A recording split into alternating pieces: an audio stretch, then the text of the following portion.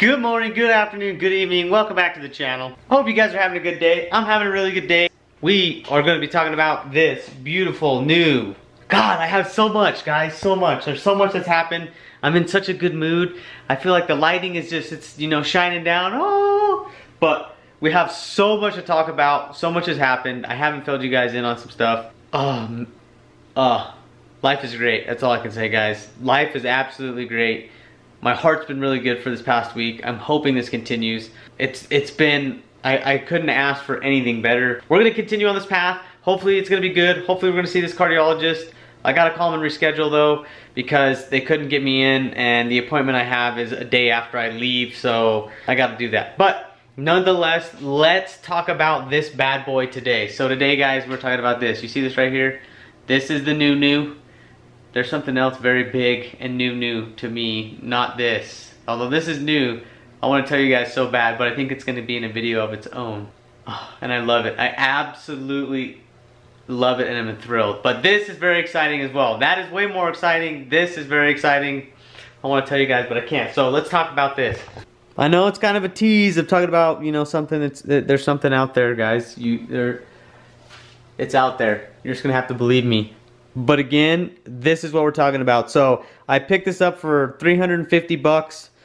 It is a LS4, I think is what it is. Not 100% sure, but I'm pretty sure the designation for this engine is an LS4. Over there is our L33, which is an aluminum block 5.3. This is also a, check it out. This is also an aluminum block 5.3, as you can see. And it comes with 243 cylinder heads. So this bad boy is basically the same as that guy over there. The difference between these two is that I found so far is this comes with 243s.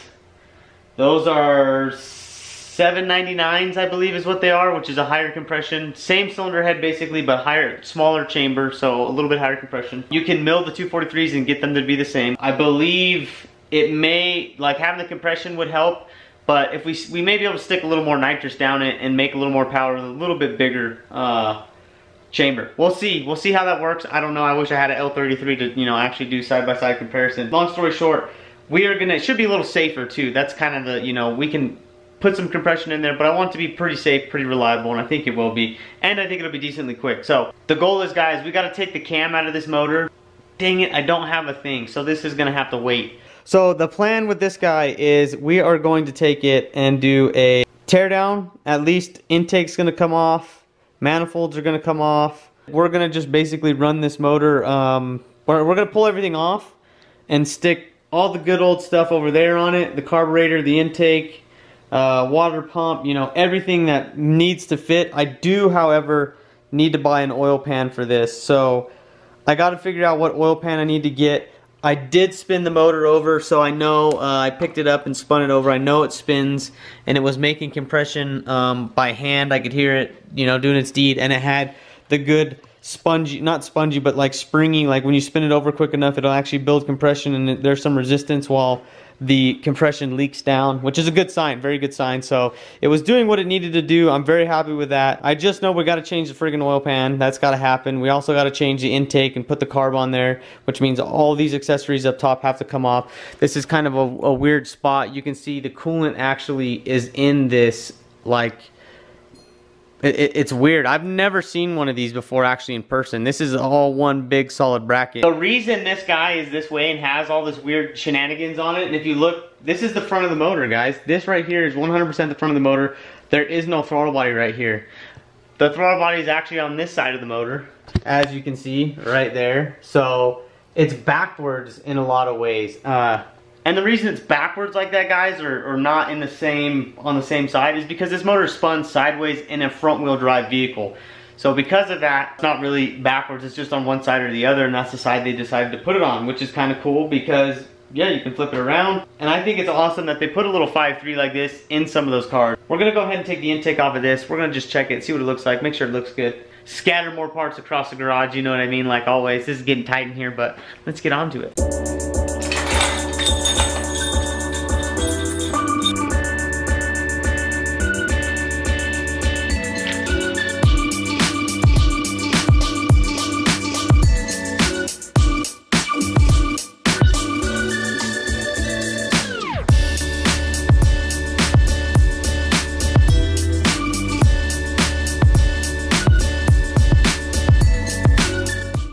Okay, two things that concern me.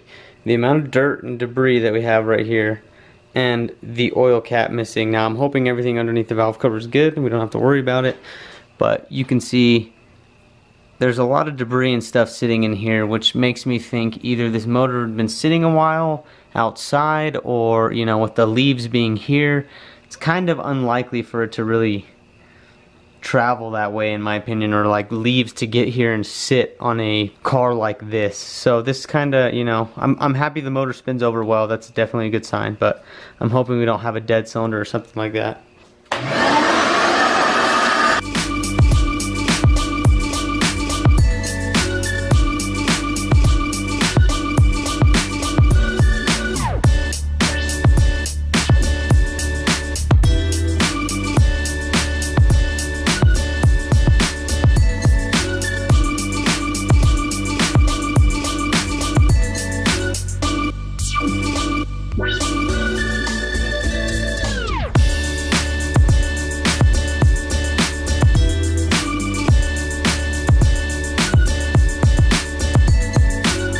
Alright guys, let's check it out. So you can see crap everywhere. It's just like every LS, but let's go ahead and look down all these with a flashlight. So can you guys see down there? See, there's two little rocks down there sitting on it. I think that valve was already open. They're not being held shut by that. That's just what almost fell into the engine. It's kind of hard to see, but yeah.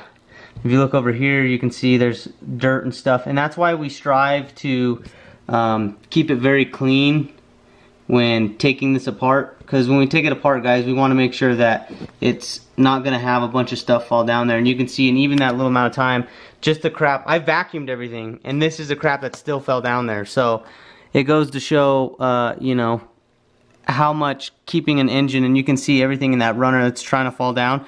So before we do anything else, we're going to stop right here, and we're going to give this a good vacuum and get all this stuff out. But so far, all those intake valves look really good. No scratching on the valves themselves. Valve stems look great.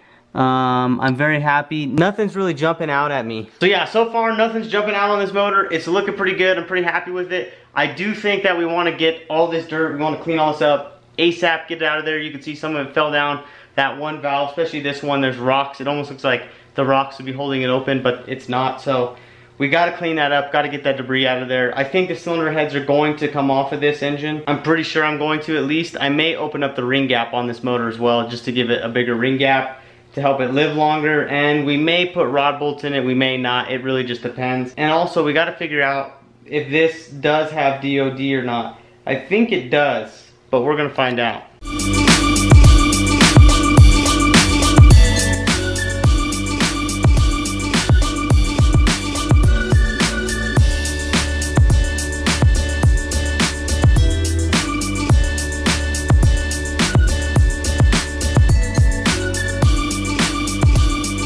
Like it does have DOD. Okay guys, so the easiest way to tell if you have DOD is obviously pull this valley cover off to know for sure, and then you'll see this cylinder, this cylinder, this cylinder, and this cylinder. Now these are sets of two. These actually stop feeding oil to the lifters, and the lifters in these areas, in these trays, also have springs in them, heavy duty springs, to keep the lifter from having slack when the oil pressure is shut off to it. So what they essentially do is shut off oil pressure. They quit opening the valve, and so the lifter doesn't slap around because it doesn't have oil pressure in it. They just have a big spring on it that keeps tension constantly on the cam, so that way it just squishes that spring, constantly keeping tension there. So that's what that is, and that's what they run the oil up through. These are the solenoids to engage and disengage that inside of this valley cover. And if you see a valley cover with this on it and this connector, you're almost guaranteed it's going to have it. You just need to be able to look at it, but to make sure somebody hasn't changed it or done anything, you need to physically take this out and verify that you still have these in the car. Also, if the car's been tuned, a lot of times tuners turn this stuff off that I've seen. Other tuners may, some tuners may not, just depends. The DOD, if you're trying to make power, you're never going to use it, because yeah, but if I was to tune a car, I'd probably leave it on if you could. Now when you go to a big cam, you can't do this. You have to get rid of those lifters, and you have to go with all regular style lifters, and you put a cam in it and you do springs, and this has to be deleted. You get a cover that then basically plugs these holes, or some people make, you know, inserts that just go into these holes. You pound them in, and that plugs the hole. So, but one thing this does show us, guys, is a way into the lifter tray or the lifter valley. And if you look, the engine actually looks really good in there. There's no buildup, even in this valley. If I take the flashlight off, let the camera reset. So if you look at the valley, I know there's not a lot of light, guys, but a little bit of light. You can see it's definitely good looking in the valley. Like, it doesn't have any thick brown. This looks like the oil's been changed. And actually, if you look at the oil right here, it looks beautiful. That's a very good color, very good sign. I'm hoping this engine is bueno, but we're gonna see, dude. If you look at that chain too, it looks like it's been sitting a while though, by the looks of that chain being super dry like that. This motor has sat quite a while. It has not been spun over, so that's a better sign than you know, seeing a bunch of hard buildup in here and a bunch of black nastiness, because that tells you you have other issues probably, or the previous owner did not change the oil. But that's it for tonight, guys. So I will see you guys in the morning. This is gonna be, you know, I'm gonna keep rolling with this. I'll see you guys tomorrow. We're gonna pull a little bit more apart on this and do a little bit more. Maybe we'll show you what's outside. Maybe I'll show you a little sneak peek. So that's it for this video, guys. I hope you guys enjoyed it. I'm gonna give you a little sneak peek of what's outside. The newest, biggest, baddest thing in the family. Very pleased to have it. I absolutely love it. I've put quite a few miles on already. And man, oh man, is it awesome. So let me show you guys what I'm talking about.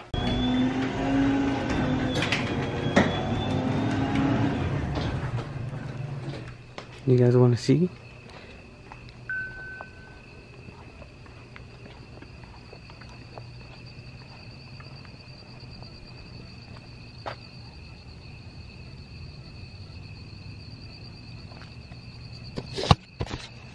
That's all you guys get.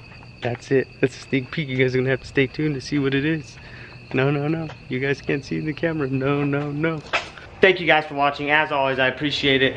If you're new to this channel, feel free to hit that subscribe button. Also, if you like the video, don't mind giving it a thumbs up. Keep wrenching on your own cars. Keep working on your own stuff, figuring it out, learning, teaching yourself something, and enjoying life. But right now, it's time for you guys to get the heck out of here.